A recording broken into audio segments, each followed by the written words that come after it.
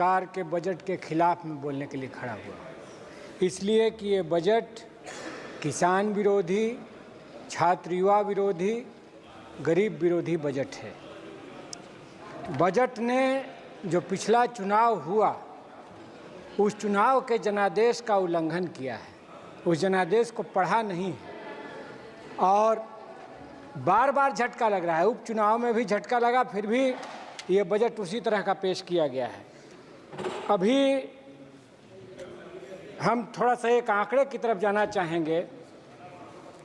लगातार कृषि बजट घटता चला गया है। किसानों के खिलाफ ये है।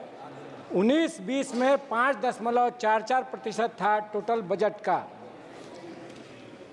21-22 में 5.8% हुआ, 0.8% हुआ। 21-22 में 4.26% हुआ। 22-23 में 3.84% हुआ। 23-24 में 3.20% हुआ और इस बार 24-25 में ये 3.15% है। तो लगातार डिक्लाइन है। लगता है जैसे बैठ करके कॉरपोरेट घराने इसको कैलकुलेट करते हैं कि कृषि को लगातार पीछे ढकेलना है।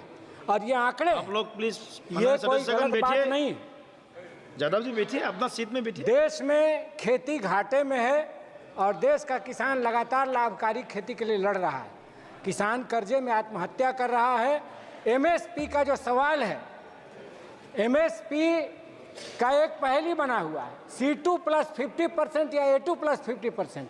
सरकार बराबर कहती है कि हम लाभकारी दाम दे रहे हैं, लेकिन C2 + 50% स्वामीनाथन कमीशन का रिकमेंडेशन है। कॉम्प्रहेंसिव कॉस्ट, यानी उसमें परिवार का श्रम भी और ज़मीन का किराया भी। इसलिए खेती को लाभकारी बनाइए। किसानों की लंबित मांग जो है, जिसके साथ आपने समझौता किया है, उसको आप लागू करिए।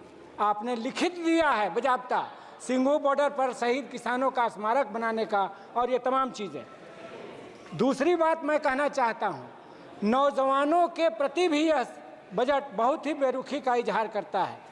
अव्वल तो जो इकोनॉमिक सर्वे आया उसमें कहा गया कि आधे नौजवान, आधे बेरोजगार, वो रोजगार के काबिल ही नहीं हैं, अनएम्प्लॉयबल हैं। तो स्किल इंडिया क्या कर रहा था? स्किल इंडिया था या किल इंडिया था? वो क्या था? वो क्या था?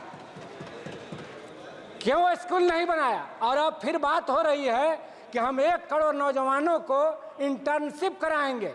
ये सरकार बहाना ढूंढ लेती है किसी भी मामले में कंपनी को मदद करने का, कॉरपोरेट को मदद करने का।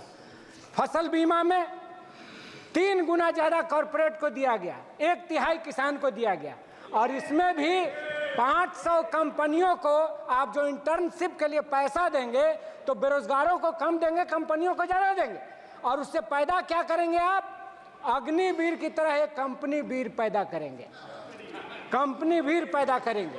और फिर ये जो 1 करोड़ नौजवान कुछ दिन इंटर्नशिप लेकर के लौटेंगे देहात में, वे कैसे जिएंगे? आप कम वेतन पर इंटर्नशिप के जरिए आप कंपनियों की सेवा उनसे करवाना चाहते हैं। हम आपसे कहना चाहते हैं कि जो टैक्स जो आपने तय किया है, इसलिए मैं कह रहा हूं कि कॉरपोरेट की सरकार है, गरीबों के खिलाफ सरकार है। टैक्स में आप जो 60% आम आदमी है उससे आपने 60% टैक्स तय किया है। और जो रिच हैं, सुपर रिच हैं, उनसे आप मुश्किल से 2% टैक्स लेते हैं। तो कैसे स्वास्थ्य और शिक्षा पर खर्च होगा? कैसे OPS लागू होगा, ओल्ड पेंशन स्कीम? कैसे विकलांगों को, गरीबों को 3,000 प्रति महीना मिलेगा सामाजिक सुरक्षा पेंशन? आप सुपर रिच को लगातार छूट दे रहे हैं। और हम आपसे कहना चाहते हैं कि अपने क्षेत्र की कुछ मांग रखना चाहते हैं। बिहार के विशेष पैकेज पर चर्चा जो चल रही है लगातार, इस सरकार ने विशेष पैकेज नहीं दिया।